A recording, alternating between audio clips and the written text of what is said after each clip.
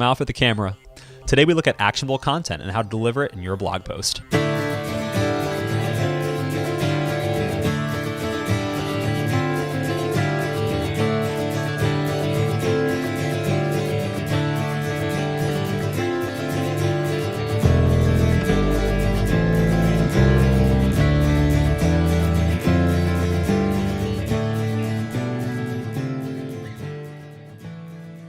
Hey everyone, and welcome to this week's episode of SEO Lunch. I'm your host, Dan, and SEO Lunch is your weekly look at the latest in inbound marketing tips, search engine optimization tricks, and other elements to improve your website. As always, this is brought to you by our EmbraceWP service, embracewp.com/contact to contact us about how we can help you with your recent SEO audit.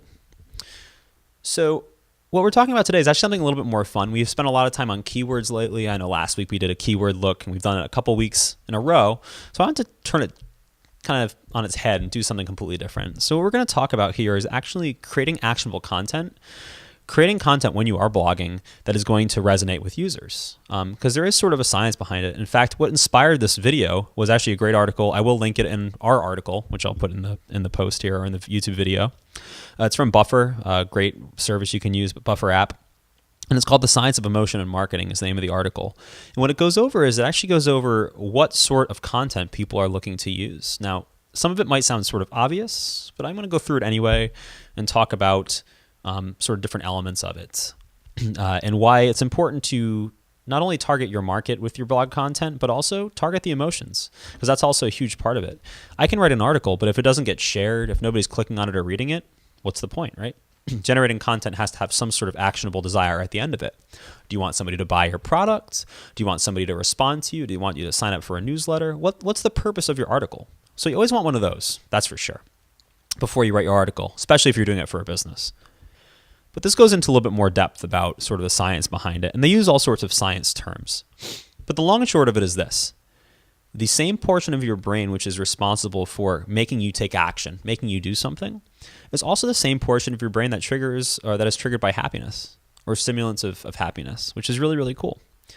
So what they found in recent studies in this article is that of the top 10 emotions to feel when you make actionable moves, when you're reading content or sharing something or getting people to share your content, out of these, I'm looking here, 1, 2, 3, 4, 5, 6, about 7 or 8, depending on your definition of happiness, about 7 or 8 of the top 10 emotions are all designated to happiness. Amusement, surprise, happiness, delight, pleasure, joy, hope, excitement. These are all really, really good things, right? So there isn't a lot of fear here. There isn't a lot of sadness. And there isn't a lot of just standard writing practice, right? It's a happy emotion. It's not just informational. It's more than that. It's a happy. It's like a happy desire to learn more, right? And you see this all the time. I'm sure you're on Facebook, your business is on Facebook, and you'll notice that the top shared things are always sort of good things. This is on sale, check it out. Look at our recent review of our great piece of pizza or something like that. Of course, you see like the old Cracked and BuzzFeed. They have the games where you can pick, and this will change on a week-to-week basis. So if you're watching this video even 2 weeks from now, this fad's probably already passed. But the point is there's always some sort of fun thing going on, and there's always fun things being shared. People sharing memes and e-cards on Facebook, nice photos or funny photos. That kind of spirit of happiness and comedy reigns through, and it reigns through most of social media. There aren't a lot of places where there is a lot of complaining. I'd argue Reddit, but if your business isn't targeting that sort of market, we don't really have to worry about Reddit. But those are the kind of social cues you want to go for, the ones that Crack's going for, BuzzFeed, The Onion, things like that, right? For the most part, that's going to work. Maybe gamify your blog post, sign up today or contact us and tell us your favorite, tell us about your favorite pizza sauce, or tell us what you'd like to see in pizza sauce that nobody seems to be doing. If you're trying to sell people pizza sauce, get people connected to you, get people to share, to say, hey, check out this article. Why don't you get involved? Things like that. Maybe create a fun event or fundraiser and put some fun twist to it and write a blog post about it. All these things are things you want to be constantly thinking about when you're marketing online. The other side of this is sadness, is fear, are other emotions. And these are more specific purposes, I'd say, because I think that most of the time you're going to find that your business thrives on happiness, on people having a positive vision of what you're doing. But there are examples of businesses where this won't work. While it's true that Geico has ads, they're all happy and funny, and they do work very, very well. They've kind of mastered that sort of ad campaign with the camel and things like that, right? Really, really good stuff. For the most part, in a car insurance thing, you might want to use like a fear tactic. Maybe write an article about a statistic, people who don't have car insurance or don't have car insurance with you and what they have to pay or what happens or what the typical experience is. That's fear, but it's also fear that's going to help you with your product, which isn't always going to be the case with most products. There's also sadness. You could make a sad article like, look what happened here. And the idea there is that people on Facebook or Twitter or these different social medias, Instagram, are going to be sharing, oh, poor thing, I wish this didn't happen to this person. I wish this didn't happen here. I wish this didn't happen. And that's the kind of sharing there. But typically that's not going to be the case with your product. Because if I'm selling pizza sauce, I'm not really going to scare somebody into buying my pizza sauce or put out some sort of sad sob story to get people to buy my pizza sauce. So you're going to want to focus on that happy content. So I guess there's always that, just be happy with your content is reign supreme in today's message. The last thing I want to talk about is controversy.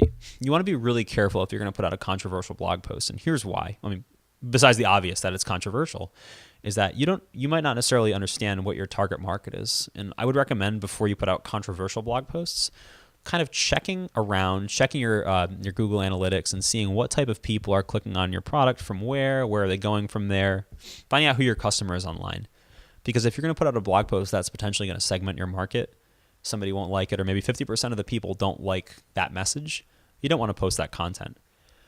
But for sharing purposes, there's always nothing wrong with a little bit of press, a little bit of controversial press, all things equal. So if it isn't going to directly affect your business or your brand or your sales. But you definitely want to be very, very careful and walk a fine line with that.